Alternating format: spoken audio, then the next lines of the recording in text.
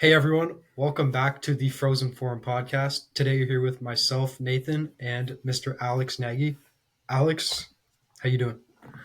I'm doing pretty good, Nathan DaCosta. How are you doing? Doing good considering I haven't seen any goals scored on the Habs yet this preseason. Hey, that's pretty sweet. Hey, we were just talking last week about how the Montreal Canadiens need very good goaltending if we want to get anywhere close to the playoffs. And we played four different goaltenders. Each of them Mhm. played for a period and a half. And we have a combined two shutouts. Like, isn't that like what more can you ask for? Fantastic, fantastic. What would you like And to say to the Leafs fans though that'll say it's only preseason? Like what do you want to say to them? okay, the only thing I will give the Leafs is that they weren't playing their superstars for those two games, but still, it's the Senators. They're going to be a bottom feeder. And if your guys, even with a guy like Max Pacioretty on the ice, if you can't get the job done there, like I'm almost tempted to put the Leafs in just not making the playoffs this season. Can you imagine? Oh man, I can imagine it. This team. Did you hear what Craig Berube asked his players to do? He said, and I quote, "I told them to play every game like it's Game 7." Like how do they not go 0-82, bro? That's the worst thing. Tell them it's Game 1 of the playoffs. They're pretty good at winning those, right? Like Game 7. Like how are they supposed to win? They're all shaking in their skates just right out the gate. Then Just right out of the game, even in the preseason, man. Oh man, it's yeah, well, what an awful thing to tell your players as a coach. But on the Montreal side, it was a lot more fun, a lot more fun over the last few days. very good, very good. I like that we had the two home games to open it up too. Yeah, it was nice. It was nice having the back to back too. I was curious as to what they were going to do with lineups, but it makes so much sense looking at it. They had two full lineups basically of guys that they wanted to see play. You got the regulars and you have some of the AHL guys and some of the prospects and whatever. And so they really just split it up into two squads. And they said, we're going to play our second and third lines on Monday, and we're going to play our first and fourth lines on Tuesday. And then we'll put in some of these AHL players and some of our prospects. And that way we can fill out the rest of the lineup. I thought it was a really good idea to see everybody. I'm curious what they're going to do tomorrow for the game against the Leafs. I mean, we're going to that game, Nathan. How excited are you to watch? I mean, I'm hoping it's Lane Hudson. If Lane Hudson isn't playing, I'm going to be kind of sad. But I'm very excited. I'm also excited to be one of three Habs fans in our entire box.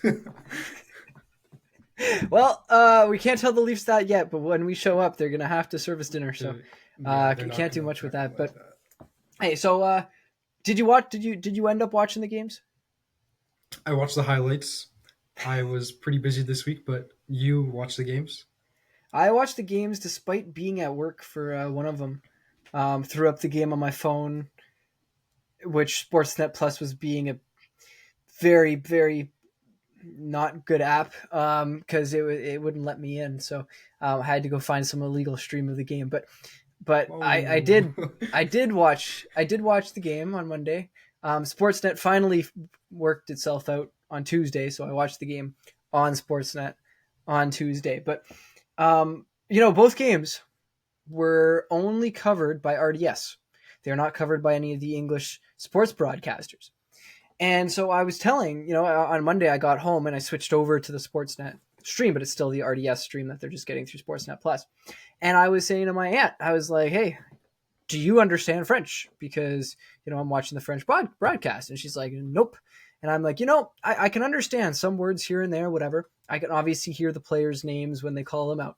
But there's one thing I absolutely love in the French broadcast of the Montreal Canadiens. Do you know what that is? Oh, I know. Do you C'est la know? vie! It's the best thing ever, is it not? It's like the best sports call in all of hockey because all of these English announcers when they say that he scored, it's like he scores, whatever. It's like whatever, but it's like and like the guy that does it, I don't remember his name. It's like I actually don't remember his name. The guy who does it on RDS, but he's so good and he's so iconic with it. And then you sent me a video actually of after the game, one of the fans, which I guess he's going famous or he has been famous or something, outside of the Bell Center. Like, do you want to explain that guy? Because Man, I want to see him outside of a game one day. Like, Yeah, on Habs fans TV, I just went onto their Instagram and I just went on the app and saw. I don't even know who he is. This is the first video I saw of him, but I guess you're saying there's more of him, and he just has these like, you know how in Europe they have those soccer chants that they get going throughout the entire arena. oh yeah, That's what I could see this guy doing. He gets right? crowds of people outside of the arena, just and he's coming up with his own creative chants. I don't remember any of them, but next week I'll have them for you guys next week. But he's Hey, just hey getting man, I hundreds of mean, people outside of the arena. If they could get him to do that inside, I I don't know mean, if they would here's actually support that, but I that think would they bring would. some I think they would crazy have energy. to. I mean, I think it's a great thing to do, right? Inside, like get people riled up. Like that's what you want in an arena. But no, the one that stuck out from that one, he was like, we heard a solid game from Lane Hudson, and everybody's going crazy, and he was like, oh, and there's one guy who will never go unnoticed. He's like, numero 77, number 77, Kerr B. Dog, and then like everybody's going nuts, and it was like, man, this is like. I want to be in Ole, ole, Montreal. ole, Like, ole, yeah, but it's a ole. preseason game, Nathan. It's a I preseason know. game, and this is how crazy we already going. We're so excited as a fan base. You can just feel it. And I mean, Mm-hmm. these two games, I think they really encapsulated why we feel good. Because I don't know if you know this, we lost 15 straight preseason games at one point, like 2 years ago. We won our first preseason game last year, but it was like there was 15 straight. Where it was like 2 seasons and a little bit that we did not win a single one. And I think, as much as everybody likes to say that the preseason doesn't matter, what I'll say is we're playing our guys and our prospects against other teams' guys and prospects, right? And sure, you have some teams who are going to play more of their better players. Some teams are going to play more of their worst players. But I think the really key thing to note is if you go back 3 years, I guarantee you our preseason record isn't very good.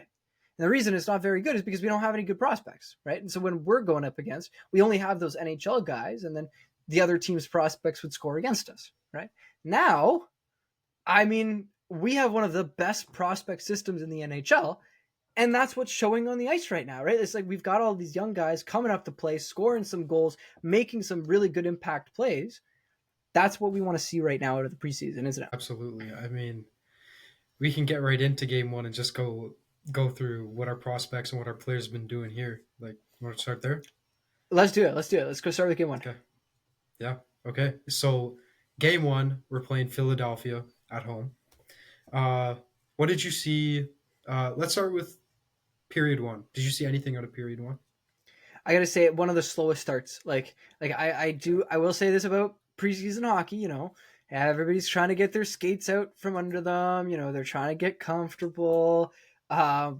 It was a little harder to watch because like there wasn't really much going on. There are a lot of penalties. Oh, that's another one. A lot of penalties, man. Like they put the whistles away towards the end of the season.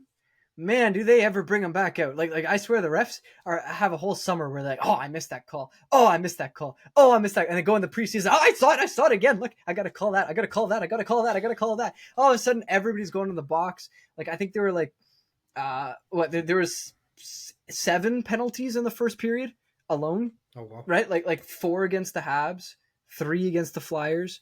Like how are you even supposed to get settled in a game like that? It's kind of crazy. But that was the first period. And then the game started to pick up. Right. So it was 0-0 after the first, right? Yep. And then we get into the second period. And this is where it starts to spice up a little. So why don't you tell me what you saw there? Man, second period. So first of all, but going back to that penalty thing, penalties slow down, right? Players are getting more comfortable. They're getting all that kind of stuff. And then Luke Tuck. Oh, like, man, this guy. Jared Davidson, first of all, I don't even know if he's a prospect or just this guy that hangs out in the NHL, or the AHL. I don't know. But he somehow gets the puck. And Luke Tuck is like exiting the zone, trying to get back on side.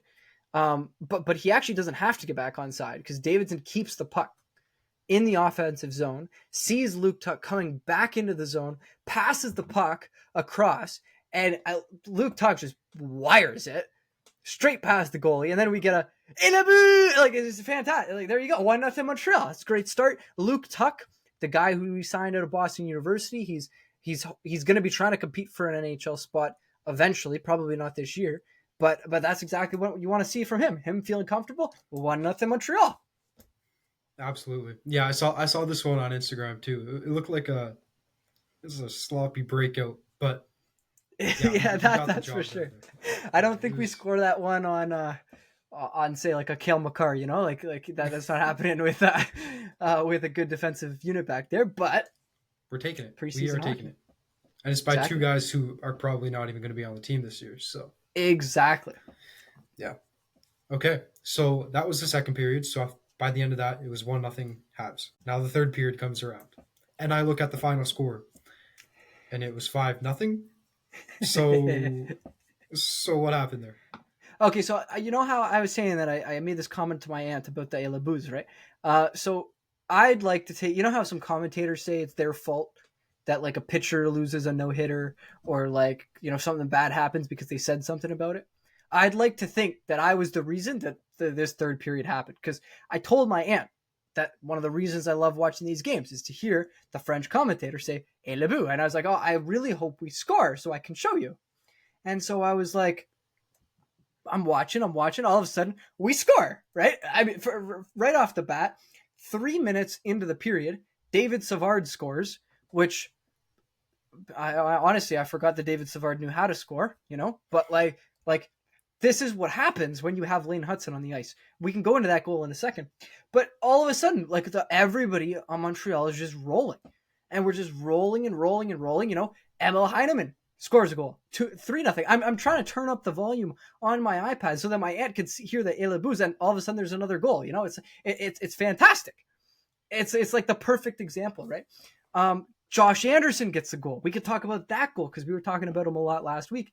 And then to cap it all off, Alex Barré-Boulet, I definitely have just butchered that one, but oh well. He scores as well. And like obviously, so Josh Anderson, David Savard, both of them are going to be on our NHL starting lineup against the Maple Leafs in October. The other three players are probably not. But that's what you want to see in these games, And then we finished the game 5-0. What more can you ask for?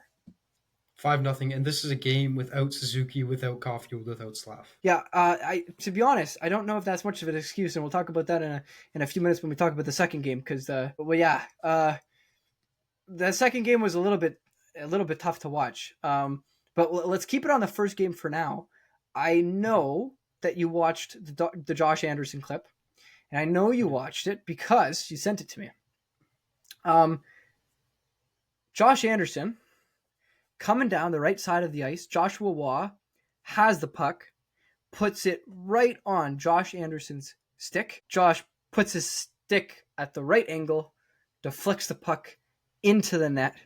It's a Josh Anderson goal because he's skating super fast. It exemplifies Joshua Waugh and exactly why he's going to be playing in the NHL. It's because this kid has so much vision and has so much confidence with the puck.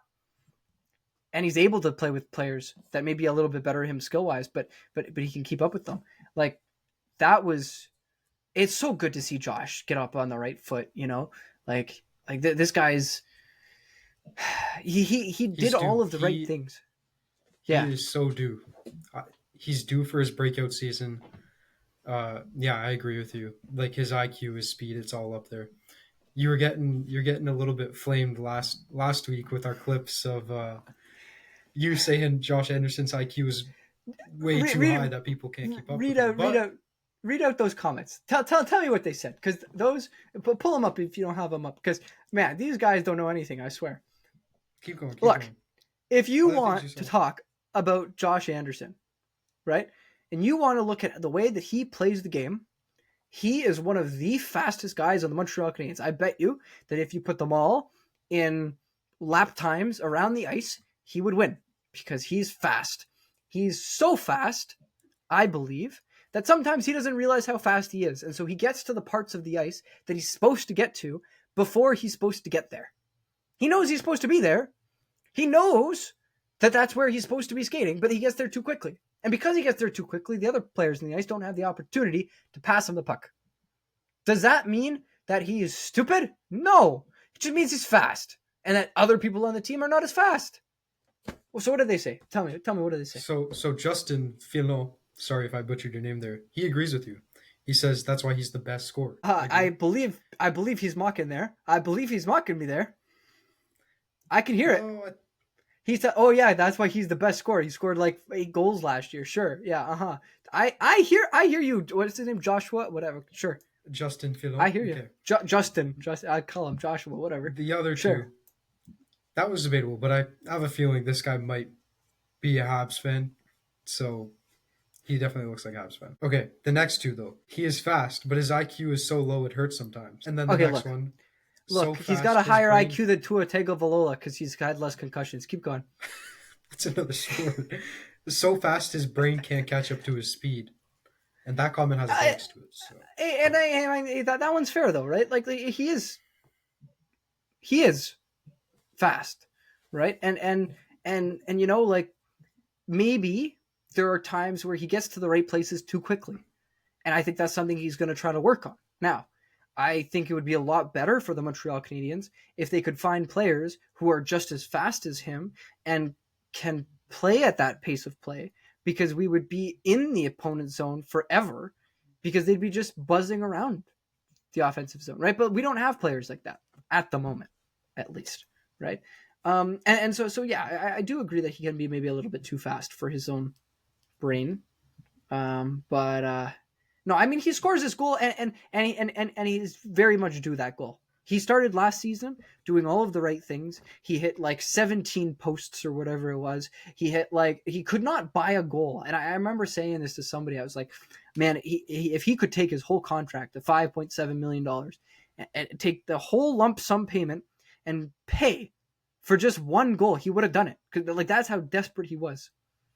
And then you just get in your head, I guess, you know, like what happened? Nathan, I went through a scoring slump in intramural hockey, but I can't say that really counts because I wasn't expecting to score any goals. But what's it feel like when you're in like a slump like that? You just begin to lose your confidence, and then when you lose your confidence, you're not playing as aggressive. You're not in the spots you're supposed to be. You're not in those goal scoring opportunity spots. And what we saw in game 1 there was he had it. He was exactly where he had to be when Joshua was flying down the ice, and he got it done. And we score. And he gets it done, yeah. I guess it's really just being in your head, eh? That's the part that really kills a lot of these players. Yeah. And that's the benefit of having a young, energetic team to uplift you. Yeah. Like the Habs do. No, you know, it's cool. We can talk a little bit about that second goal now. David Savard scored. David Savard was in the slot when he scored. If that sounds weird to you, that's what happens when Lane Hutson is on the ice and is going literally everywhere, that all of the other players in the ice are just trying to find places to go. So David Savard doesn't really know where to go. He's not getting past the puck. He goes and finds some open space in the slot. The puck gets on his stick.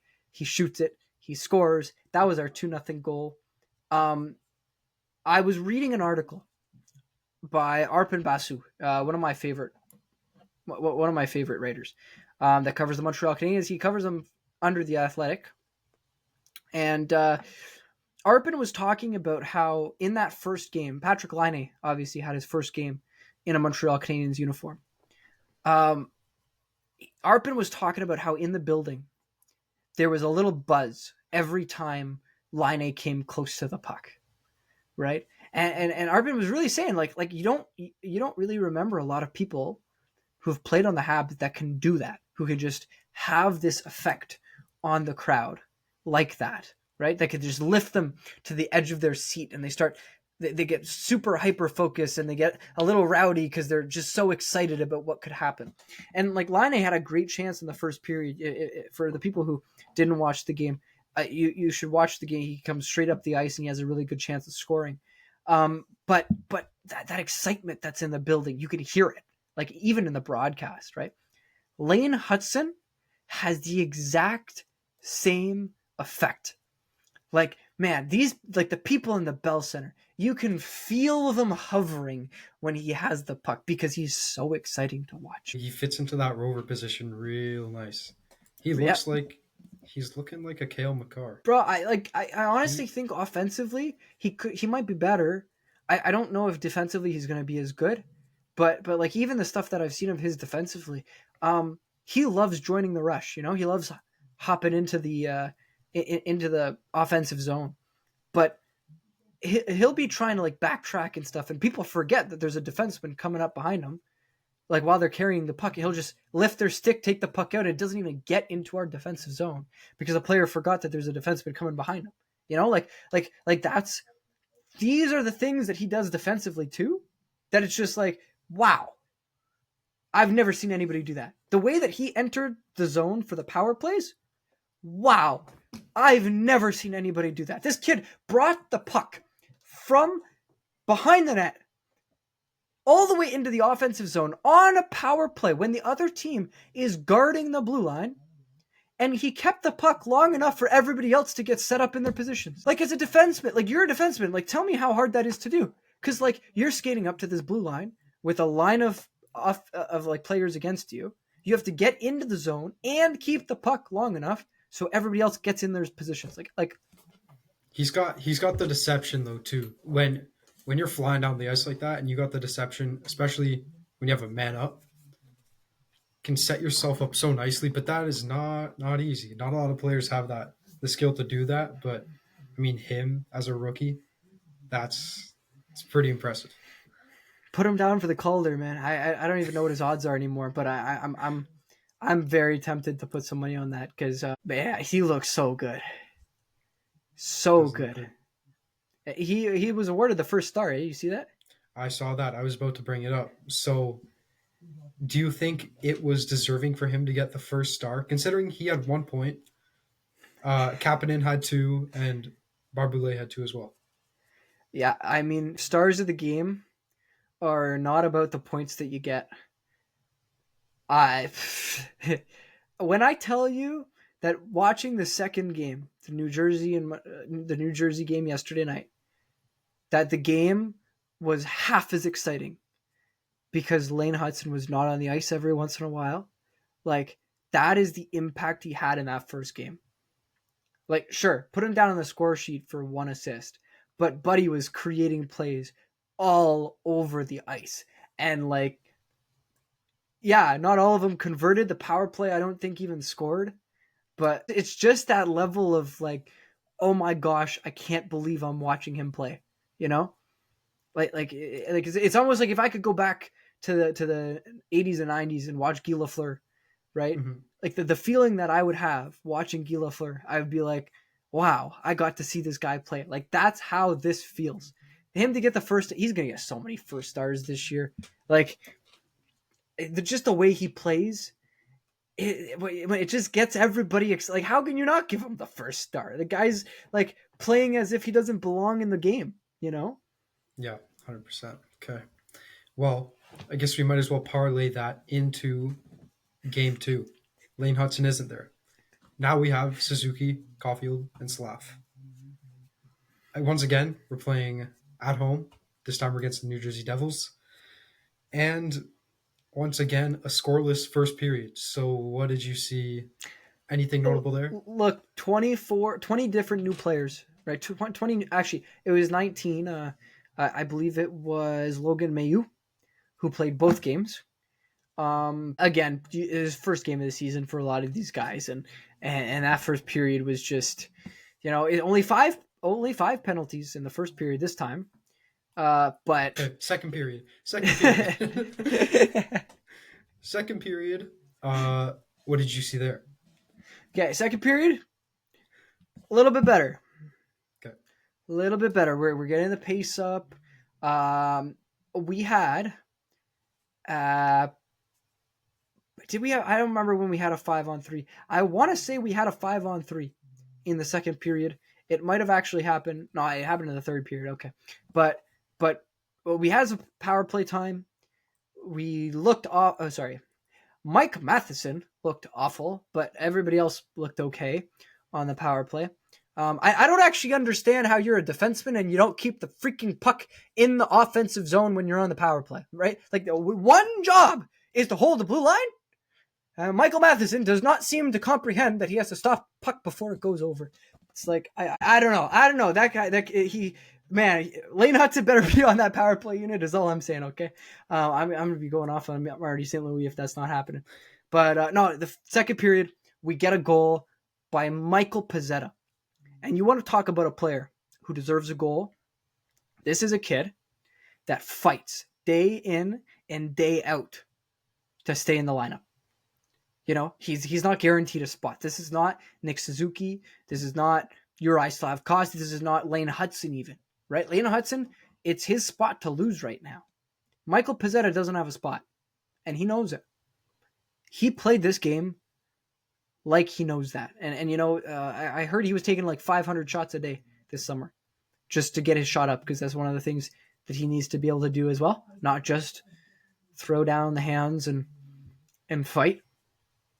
That he scores with assists from Will Trudeau, which Trudeau actually looks pretty good defensively, or offensively, I guess. Defensively, he's not so good, but offensively, he's okay. So he should be a good addition to the AHL squad this year. Okay. But is he not a defenseman? He's a defenseman, yes. He needs to play better defense, which is why he's playing in the AHL, right? Okay. Right. Yes. What did you see from Xavier Simoneau? I see he got an assist there too. He got an assist there. I honestly, Simoneau is one of the guys I don't ever like see on the ice. You know, he goes a little below my radar. I know the big talk in the game was obviously our first line, right? And that was and Suzuki and Caulfield and Slafkovsky. They kind of look like they're trying to figure it out. You know, how to play again, which, you know, you would have hoped they would have remembered, but you know, it's fine. They need to get into it. They need to play some games, get some reps, and they could not care less about the preseason, which I understand. Simoneau looked good. Meshar was playing as well. He's one of these guys. He just needs to play better. He should be playing in the AHL this year, though. So hopefully we can make something of him, because otherwise that's the most wasted first round pick I've ever seen. But obviously Pezzetta gets an empty net goal at the end of the game as well. Right. Okay. Well, now we'll move into the third period. But before the Pezzetta goal, there was another goal. There's another goal. How'd that develop? Okay, so I want to, again, this first line is our first line. They need to start playing like it, but it's okay that they're not yet, because it's not the regular season, right? They're just trying to get things going, whatever. I've never seen Nick Suzuki celebrate a goal less. Like, this guy scores a goal, kind of just turns around, is like, yeah, okay, and walks back, skates back to the bench. It's like totally nonchalant, like, yeah, okay, I scored.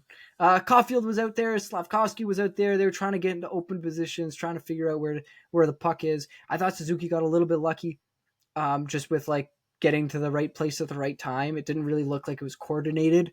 It just looked like, you know, he happened to get into the right place, and because he was in the right place, he was able to tip a shot from the point by William Trudeau, which was, I mean, it's a pretty nice goal, but no, never seen him more nonchalant about scoring. Like the kid just looked like he's going to do it 30,000 more times and not care either of those times either, you know?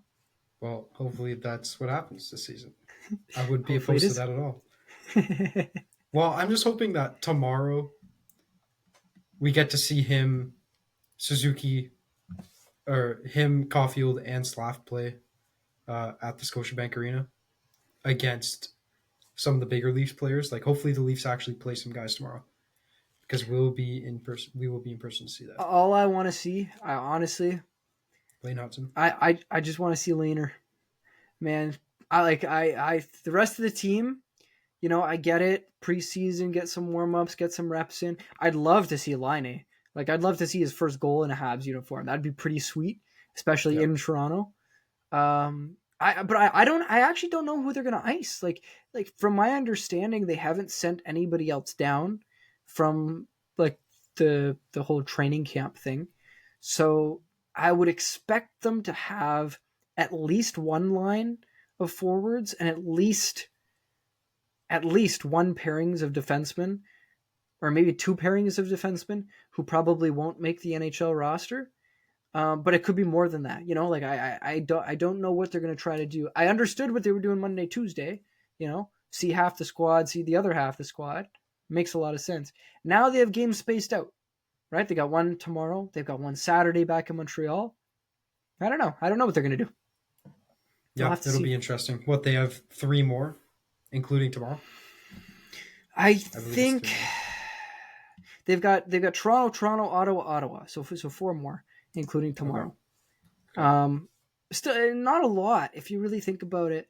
And I think you're going to want to see some power play time with Lane Hudson and like the top unit, like a Cole Caulfield, Nick Suzuki, Slavkovsky, and someone else. I still don't know who's going to be the 5th guy on that unit, but I think you need to see if that can work even in preseason, and if they just like shine and are like, oh my gosh, this is beautiful, then that's where you have to start that in the regular season, right? You can't leave that for the last game, in my opinion. So that's what I'm hoping to see tomorrow. That I want to see the attempts of a Lane Hudson first power play unit. I'm also hoping to see that, especially for the money we're paying to go see this. I would love to see that in person. Hey, just remember, the money goes straight to the dinner. Exactly. We will make good use of the prime rib. Shout out to the MasterCard Lounge, who put us up. Very nice people over there and very good chefs, I gotta say.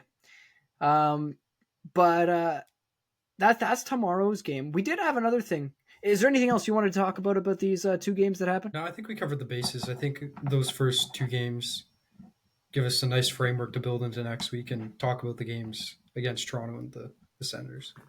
No, that's fair. That's fair. There actually, I was just thinking about it. There was one thing I wanted to bring up about my guy Arpin over at The Athletic.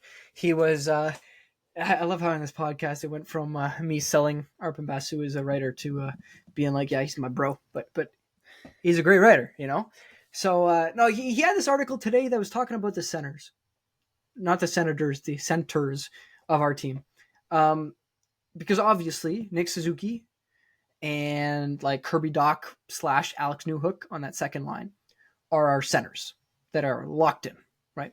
But then behind them we have Christian Dvorak and Jake Evans.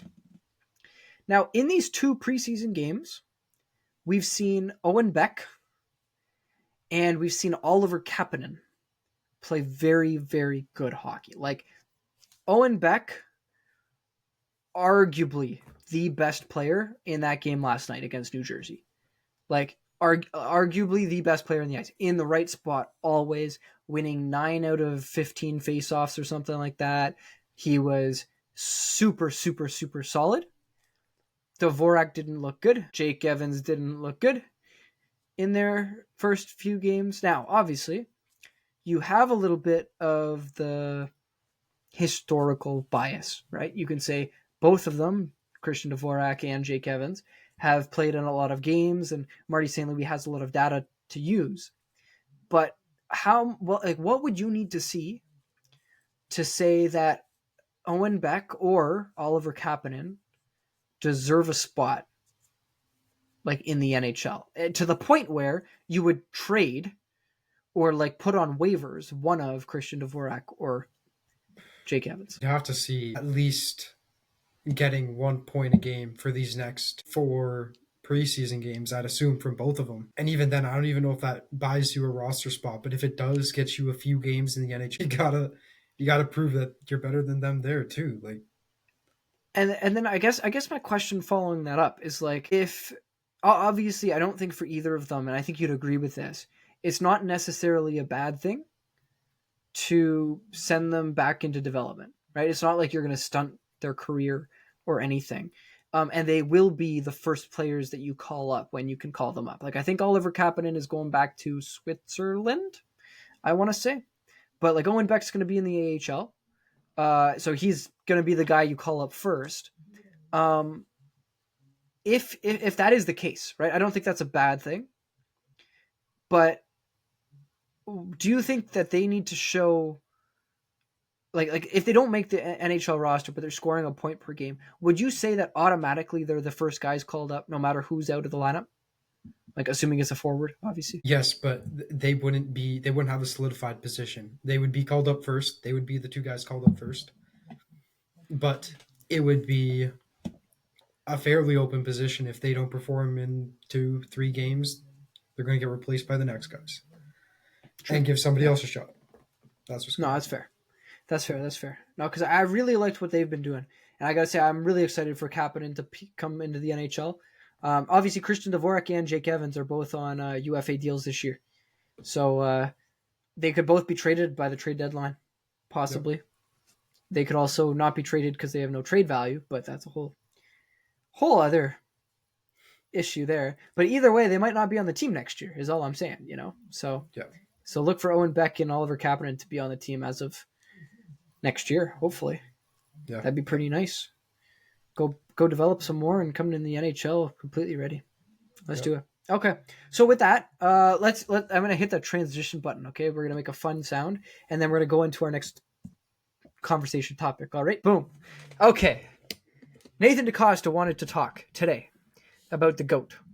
Now, what are we saying about the GOAT? We're saying right here, right now, the best athlete of all time. Hands down. Just athlete.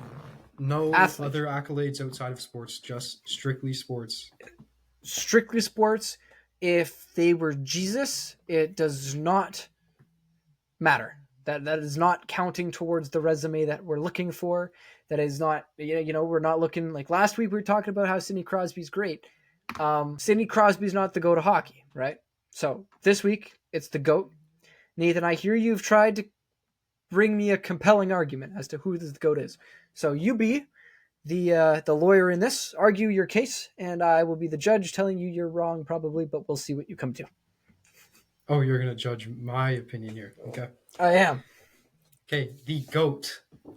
The GOAT of all sports, all time. In my opinion, it's undisputed. I know a certain someone named I Show Speed will not like this answer, but it's Messi. Lionel Messi is the greatest athlete ever. Ever. Yes, ever. I will go through some of his accolades. First of all, the World Cup, 2022 World Cup, Copa America, La Liga titles. He has 10 of those with Barcelona.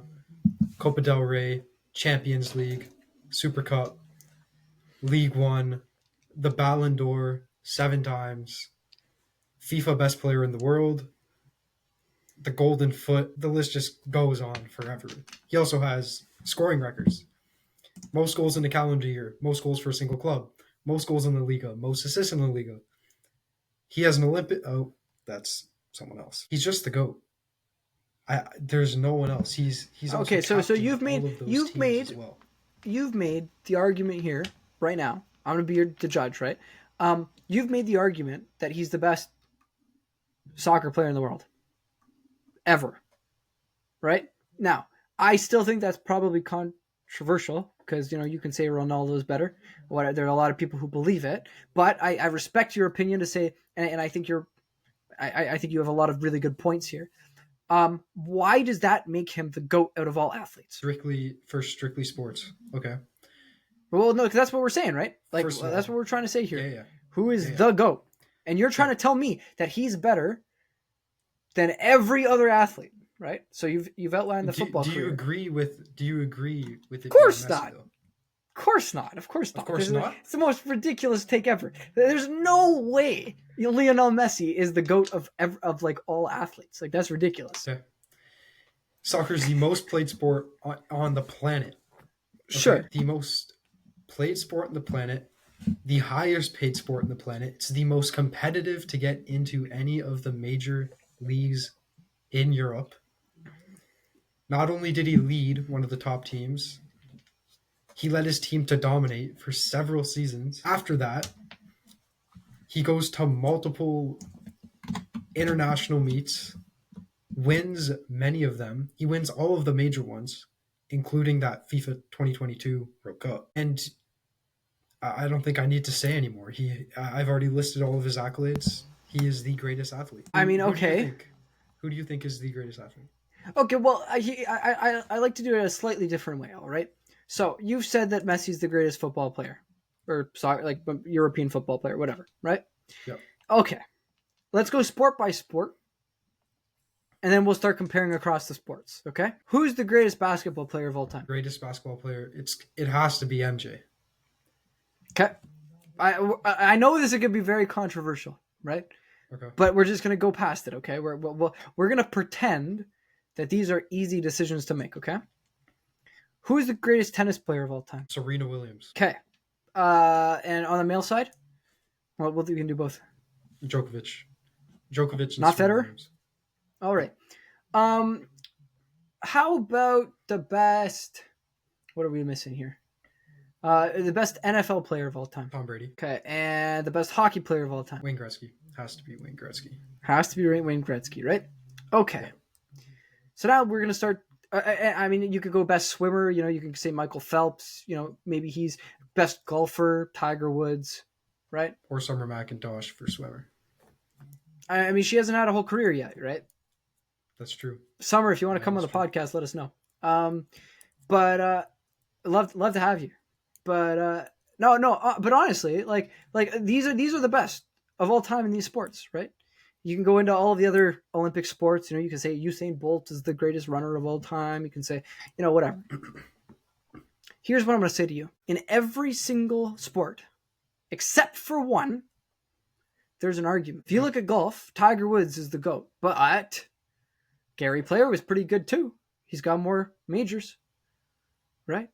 If you want to go to basketball, yeah, MJ was pretty good.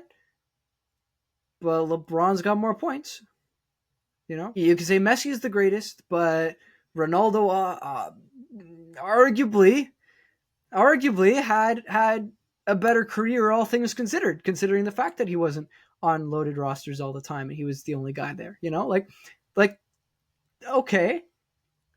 In football, you can say Tom Brady's the best, but you can look right now and say, hey, there's this kid, Patrick Mahomes, already got 3 Super Bowls under his wing. That's a lot of Super Bowls. He's only like 26. This could be the next GOAT of football. What is the only sport that there is absolutely no conversation about? Hockey. Wayne Gretzky, and this is what I'm going to say. If you look at the records that Wayne Gretzky set, they will never be broken. It is absolutely ridiculous the things he was able to do in the league. It is to a point where imagining the next person to come along that could break his records is not imaginable, right? Like in golf, you had Gary Player, and then you have Tiger Woods come along, and Tiger Woods is breaking all of these records. In basketball, you had MJ, and all of a sudden you got LeBron who's breaking all these records. In soccer, sure, you can tell me right now that Messi is the greatest of all time, but Mbappe looks like a pretty good player, and I'm going to love seeing him come up. In swimming, you know, Michael Phelps is the greatest, but now there's this French guy who was in the Olympics who just won all of these, and who is setting new records in the things that Michael Phelps swam, right?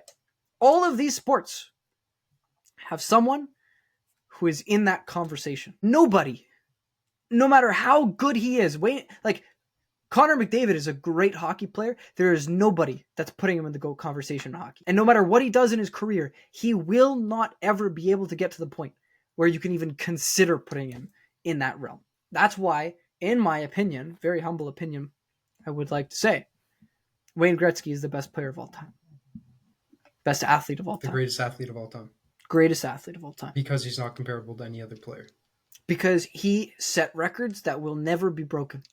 And that's not true of any other player in any other sport.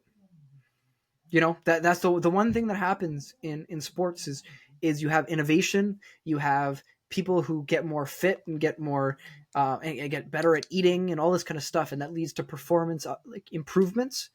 You see it in golf, you see it in tennis, you see it in swimming, you see it all across the board. In hockey especially, right? I mean, these people used to eat grilled cheese sandwiches and spaghetti before a game, you know? And now they're like, hey, we got to watch our calories and all this kind of stuff.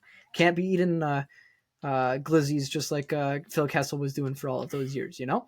Can't be doing it, right? No matter what they do, you will never break Wayne Gretzky. Okay. Have I convinced you? It's fair, but no. At the same time, if you had been okay, you got to think of when players start and then progress into professional sports. You're comparing apples to apples here, right? You're comparing hockey players to hockey players to hockey players to soccer players, NBA players to NBA players. If an NBA, okay, no, that's a bad example. If a hockey player could compete in professional soccer or professional hockey, I think it would be more impressive of them to make it into professional soccer because there's so much more supply of athletes within soccer to make. I understand your point to say that to be the best at soccer is being the best out of a larger pool of people. Exactly. I totally understand your point. And I think it's fair, to be completely honest. It is very fair. And if the conversation was between a soccer player who is an undisputable best soccer player ever and Wayne Gretzky, an undisputable best hockey player ever, I would say, yeah, that should count as to having, more people playing your sport. What I'm telling you today is if you look at the number of people who have started playing soccer in their lifetime and you cap it at the end of Lionel Messi's career, and you say this is the number of players that played, right? And you get to the same number in hockey, Wayne Gretzky will still be the best player. He will still have all of the records. He will still be the undisputed person, right? I look at, and again, look, I get it. Like Lionel Messi, if he was the undisputable GOAT in soccer, I would give it to you. I'd say, yeah, sure, he's the best. But it's not undisputable. There have been great players before him. There are great players now, and there are great players coming that are all going to do better than him. He's not indisputable. Right? And if he's not undisputable, then it's like, you can't even say he's the best in soccer. How can you tell me he's the best in the world and everything? Okay. I understand your point. The only person comparable to him is Ronaldo, and he has more accolades than him. He is the GOAT. They started at the same time, and they're still playing to this day. They both started in Europe, and they have both pivoted at almost the exact same time. Messi to the MLS, and Ronaldo to the Saudi League. Both still dominating, but Messi still has more accolades. Who's got period? More goals? Lionel Messi. Who's got more goals? Huh? Mr. Ronaldo with 902 or Mr. Messi with 840? That's total throughout their career. Yeah, Ronaldo's yeah. Who's got more goals? More soccer. Ronaldo's played more soccer.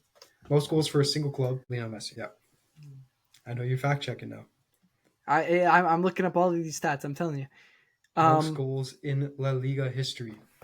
La Liga is probably not older, but has had many more players play through it. Look, the thing I'll say, Mbappe is going to go break a lot of these records. We'll see. Mbappe, maybe Ronaldo still got it. Speed, maybe you got something to say. If you'd ever love to come on the podcast, come on the podcast. We can have a Messi Ronaldo debate, or Mbappe if you're feeling it. But we can leave it there for now. All I'm saying is, even if you want to say that Messi's the GOAT, it's close. And in hockey, it's not close. It's just not. Like, I just looked this up because there are times where I have to remind myself how good this guy was. In 1983 to 84, Wayne Gretzky scored 205 points, including 74 goals. Sorry, I read that wrong. 74 games played. He scored 87 goals and got 118 assists. He was more than a goal per game player. Okay? That's like scoring 90 in this year's NHL, like in equivalent terms. That was not even his first season to score 200. He had 4 seasons over 200. He had, can't count that season, that's the OHA. 1, 2, 3, 4, 5, 6 seasons over 180 points. Over his entire hockey player. Over his entire NHL career, he scored almost 3,000 points. His goal total could be broken by Alex Ovechkin if he's able to still skate long enough to do so. Which honestly, I'm calling it a question because this guy looks like he can't do anything on the ice anymore. He looks big. I saw some photos of him at like a Big. charity. It was like a tennis or soccer match or something. He looks like he ate Phil Kessel after he ate a bunch of hot dogs. He looks really big. So hopefully, I hope he's just losing a little bit before this season coming in. Yeah, and I hope so too. I love seeing him succeed, but like even if he comes close to the goal total, he's nowhere close to the assist total. Like it's one thing to be an established goal scorer in the NHL. Austin Matthews has shown us that you can score a lot of goals in the NHL. How many points does Austin Matthews have? Half Wayne Gretzky in a season? Like, what are you doing? It won't ever happen again. That's what I'm trying to tell you. Lionel Messi can happen. Super skilled guy, absolutely. And no question about that. Absolutely one of the top 2 players to ever play soccer. Possibly. I'll give it to you. The best soccer player by a small margin. But it's a small margin. Like, we're talking about a guy here that's twice as good as any other NHL player ever. Sure. Wayne Gretzky is the best hockey player ever. And in my opinion, the fact that he has that gap, the fact that he can say, and we can say in this podcast and not have anybody say anything to the contrary, that he is undisputably the best. That won't ever be the case in any other sport. We're going to look back at this in 50 years. There's going to be a soccer player that we're like, oh, this guy might be the best of all time. And they're going to do this whole thing that they're doing right now with MJ and LeBron. It's like, oh, were they playing in different eras? Like, how can you compare their points and stuff? It's like, yeah, that's what they're going to be doing in every other sport. It's what they're doing with Patrick Mahomes right now versus Tom Brady, right? How do you compare those two? It won't ever happen. In the NHL, it won't ever happen. Watch NHL hockey, everybody. We're here. Yeah, we're here, Habs fans. We're going to the game tomorrow. Oh, what a jersey day. Over there. I'm ready. I got my number 22.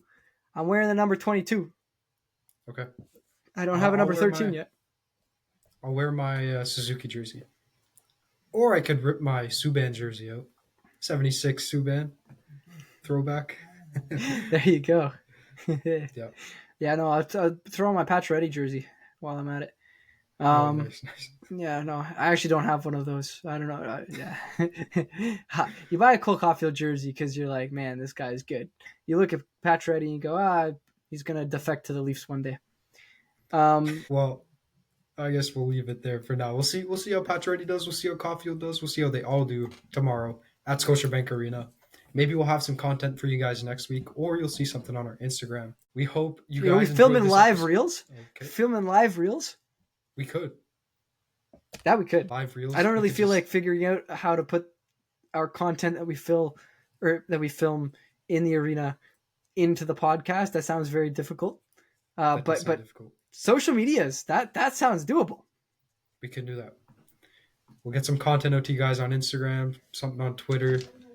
For those of you that watch us on Facebook, we'll be there too. We hope you guys enjoyed this episode of the podcast. Listen to us on Spotify, Apple Music, Amazon Podcasts. We post full videos on Twitter as well, YouTube. Then follow us on Instagram, Twitter. Subscribe to us on YouTube. Hit that bell on YouTube. Hit the like button. Make sure you drop a comment. It helps us out a lot. We appreciate everyone listening. And we will be back next week, hopefully talking about the Habs' big 3 wins. That is what we hope to be talking about. Thank you all for watching, and have a great rest of your day. Yes. We'll see you guys next week.